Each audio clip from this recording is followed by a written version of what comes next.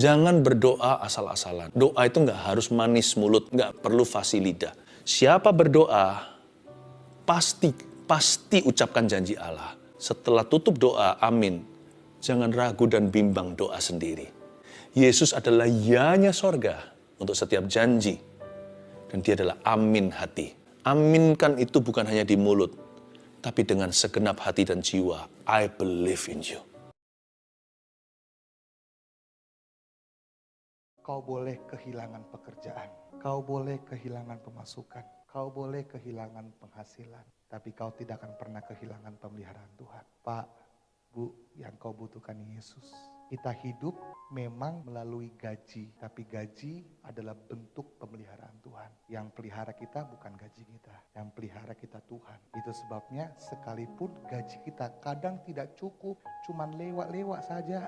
Masuk satu hari ini, besok pergi di rekeningnya orang lain. Tapi kita masih bisa hidup, masih bisa makan karena Tuhan yang pelihara kita. Amin.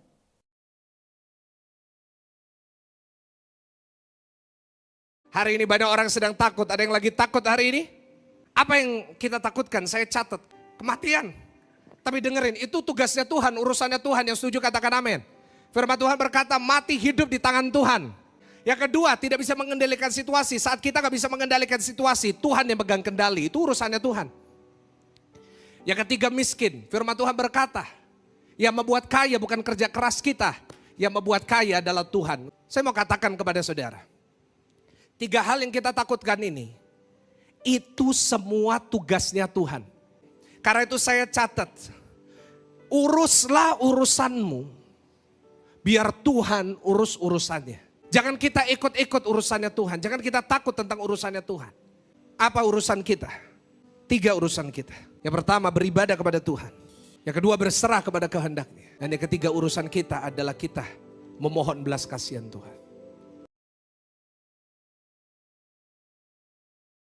Kalau saudara mau roh saudara kuat, harus 3 disiplin ini. 1, saat teduh.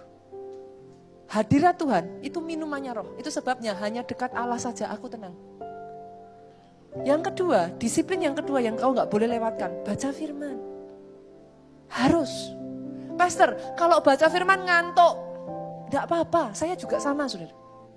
Awal mula dulu kalau saya baca firman, pasti itu obat tidur saya saudara. Tapi sekarang baca firman itu jadi energi roh saya. Yang ketiga, puasa. Harus puasa. Orang yang mau dapat power, nggak bisa melewatkan 2 hal ini. Puasa, doa. Kau akan dapat power. Power untuk mengalahkan masalah, power untuk menghancurkan masalah, power untuk mengalahkan setiap tantangan dan rintangan dalam kehidupan saudara. Amsal 28 ayat 20 jelas mengatakan, orang yang pengen cepat kaya dapat banyak hukuman. Karena lebih baik jadi orang yang bisa dipercaya. Itu kata Salomo. Orang yang memiliki segala-galanya. Dia bisa dapat hikmat seperti itu. Jadi buang niat-niat pengen cepat kaya, buang. Fokus jadi orang yang bisa dipercaya. Nafsu pengen cepat kaya. Kita ikut tuh robot, boneka, segala macam investasi.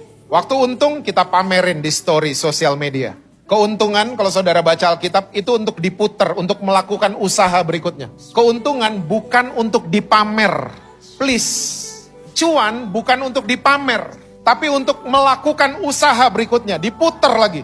Tapi again, kita lagi dikuasai sama nafsu. Karena kita nggak bertumbuh ke arah kasih karunia. Salah direction kita.